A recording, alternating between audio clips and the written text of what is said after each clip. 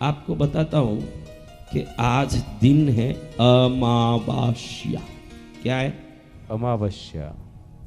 अ यानी सूर्य, अ यानी क्या? म यानी चंद्र।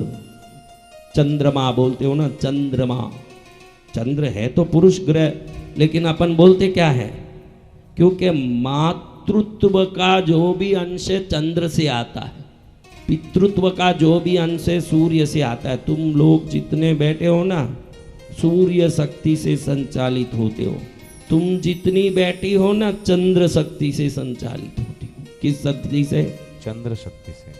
अब अ और माँ दोनों एक रेखा में वास करें, अ और माँ एक रेखा में वास करें, अमावास, यही अमावास। बस जय जय गुरुदेव। समझ गए अमावास क्या है? आ और माँ एक रेखा में वास करें। इसका महाभारत में उदाहरण है। महाभारत में दुर्योधन को मालूम है सहदेव बड़े ज्योतिष हैं, इनको जाके पूछेंगे तो भले विरोधी हैं, दुश्मन है, झूठ नहीं बोलेंगे। दुश्मन भी हो, जो दिव्य सिद्धियां पाए हैं कोई आके पूछे तो झूठ नहीं बोलते। तो दुर्योधन जाके सहदेव को पूछते हैं कि मेरा विजय कैसे होगा? तो वो उनके ज्योतिष गणित कुंडली देख के बोल देते हैं कि भाई तुम अमावस्या के दिन नरबलि दोगे। उस जमाने में बड़े बड़े युद्ध में करोड़ों लोग मरे, उसके पहले नरबलि दे के शुरू होती कि जल्दी से युद्ध खत्म हो, ज्यादा बड़ा अनिष्ट ना हो, बलि देने का। तो बलि देने के विधान में कहते हैं कि अमावस्या के दिन बलि दे के शुरू करोगे तो तुम्हारा ही विजय होगा। कौन बोल रहा है? खुद ही। अपने दुश्मन को युद्ध किससे होगा? इनसे ही। जो इनसे ही युद्ध होगा, इनसे ही जीतने का तरीका समझा रहे। अब कृष्ण को वो लगा कि माथा फोड़ के कृष्ण जी सोचते हैं कि ये देखो, ये इसने भेद खोल दिया, अब क्या करें? तो कृष्ण जी बड़ी से यज्ञ शुरू कर दिए जाके दशाश्वमेध घाट में। सब आश्चर्य में पड़ गए कि क्या कृष्ण जी बड़ा सा पूजा कर रहे हैं।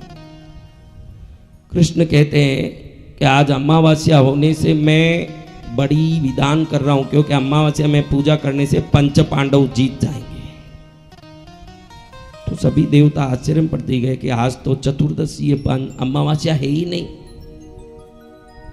सूर्य चंद्र को भी विचार में आ गया, आज तो हम दोनों एक दूसरे के सामने आए ही नहीं, एक लाइन में आए नहीं, और यहाँ कृष्ण पूजा चालू कर दिया।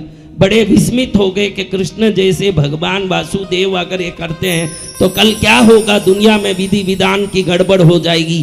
तो देवी देवता इंद्र आदि तो गए, सूर्य चंद्र भी जहाँ यज्ञ चल रहा वहां जाके एक खड़े हो गए और कृष्ण को पूछे कि आज तो चतुर्दशी, आप अमावस्या बोल के कैसे पूजा कर रहे हो? कृष्ण ने पूछा अमावस्या यानी क्या? सूर्य चंद्र बोले हम दोनों एक साथ एक लाइन में एक दूसरे को देख के खड़े रहे, वही अमावस्या। अभी तुम दोनों एक दूसरे को देख के खड़े हुए हो कि नहीं, यही अमावस्या। जाओ, पंच पांडवों का ही विजय होगा। जय जय गुरुदेव। विजय किसका होगा? पंच पांडवों। हाँ, हजार युक्ति करके भी दुर्योधन ने विजय का उपाय निकाल लिया हो। धर्मो रक्षित धर्म, धर्मो रक्षति रक्षितः। धर्म की रक्षा करने वालों का ही धर्म रक्षा करेगा, अधर्मियों का धर्म कभी रक्षा नहीं कर सकता। इसलिए दुर्योधन ने उपाय जान भी लिया लेकिन विजय पाया नहीं। हाँ, और कृष्ण ने युक्ति से सूर्य चंद्र को ही सामने लाके खड़ा दिया। दोनों एक दूसरे को देखते खड़े हो गए। वो दिन क्या हो गया? अमावस्या। आज वही दिन है मेरे बच्चों, ध्यान रखना।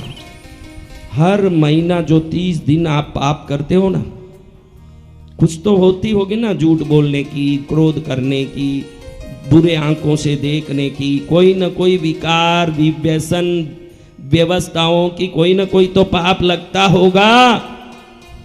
हाँ, आज पहली बार समझ लो कि पापों का रिकॉर्डिंग आपका जो पाप किया वो पाप का रिकॉर्डिंग, आकाशिक रिकॉर्डिंग बोलते हैं, ब्रह्मांड में रिकॉर्ड होता है वो पाप। वो पाप का रिकॉर्डिंग अमावस्या के दिन ही होता है आपका। किस दिन होता है? अमावस्या के दिन।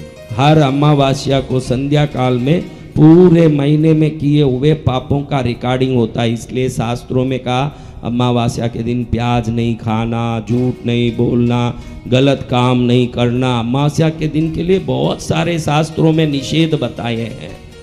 वो सभी बातें इसलिए बताए हैं, उसमें शास्त्रों में बताए कि जो माता पिता नहीं है वो लोग ये चीज़ नहीं खाना, ये चीज़ नहीं खाना। वो सोचे कि माता पिता नहीं है इसलिए नहीं है। माता पिता हो जब तक वो खुद ही तुझे ध्यान देंगे, समझाएंगे, ध्यान रखेंगे कि ये कर ये मत कर।